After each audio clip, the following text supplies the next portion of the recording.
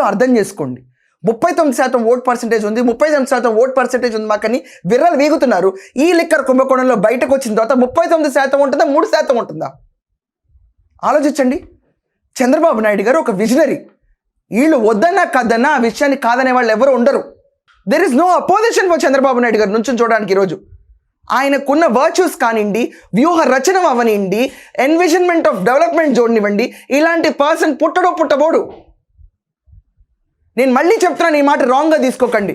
ఎవరైనా చనిపోతే వాళ్ళ అంత్యక్రియలకు దేహాన్ని తీసుకెళ్ళేటప్పుడు బారులు తీరిన జనాలు ఉంటే చనిపోయినాడు రాజండి ఇంతమంది ఉంచున్నారు అనుకుంటారు.